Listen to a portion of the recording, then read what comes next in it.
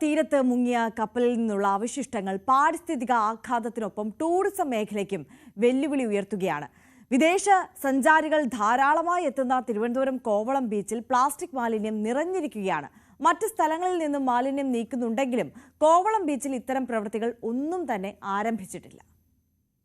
കേരള തീരത്ത് മുങ്ങിയ കപ്പലിൽ നിന്നുള്ള പ്ലാസ്റ്റിക് അവശിഷ്ടങ്ങൾ തെക്കൻ തീരപ്രദേശങ്ങളിൽ സൃഷ്ടിക്കുന്ന പ്രശ്നങ്ങൾ വളരെ ഗുരുതരമാണ്. അവയിൽ ഏറ്റവും പ്രധാനപ്പെട്ട ഒന്നാണ് ഇവ ടൂറിസം മേഖലയിൽ ഉണ്ടാക്കുന്ന പ്രതിസന്ധി. വിദേശ സഞ്ചാരികൾ കൂടുതലായി എത്തുന്ന കോവളം ബീച്ചിലെ കാഴ്ചകൾ നമുക്ക് നോക്കാം. അന്താരാഷ്ട്ര ടൂറിസം മാപ്പിൽ കേരളത്തിന്റെ മുഖമുദ്രയായ കോവളം ബീച്ച് ഇപ്പോൾ കണ്ടെയ്നറിൽ നിന്നുള്ള പ്ലാസ്റ്റിക് ഗ്രാനുകൾ കൊണ്ട് നിറഞ്ഞിരിക്കുകയാണ്. മാലിന്യം മൂടിയതോടെ സഞ്ചാരികൾ ബീച്ചുകളിലേക്ക് എത്തുന്നില്ല. തിരുവനന്തപുരത്തെ മറ്റ് ബീച്ചുകളിൽ നിന്നും മാലിന്യ നീക്കം നടക്കുന്നുണ്ടെങ്കിലും കോവളം ബീച്ചിൽ ഇത്തരത്തിലുള്ള പ്രവർത്തികളൊന്നും തന്നെ ആരംഭിച്ചിട്ടില്ല.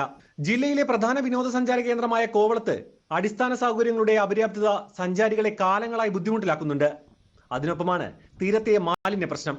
കംപ്ലീറ്റ് വേസ്റ്റ് മാലിന്യം കൊണ്ടുവന്ന് കൂട്ടിയിടുകയും ഇപ്പോൾ ഈ പ്ലാസ്റ്റിക് ഈ കപ്പലിൽ നിന്ന് വന്ന സാധനം മാറി മാറ്റാനോ അങ്ങനെ ഒരു കാര്യം ഒന്നും ചെയ്യുന്നില്ല. മൊത്തം ടൂറിസ്റ്റ് വന്നു കഴിഞ്ഞാൽ അവർക്ക് എൻജോയ് ചെയ്യാനായിട്ട് ഒരു ഇതുമില്ല. സർക്കാർ വകുപ്പുകളുടെ ഏകോപനത്തിലെ പാളിച്ചയാണ് പ്രധാനമായും മാലിന്യ നീക്കത്തിലെ പ്രതിസന്ധി.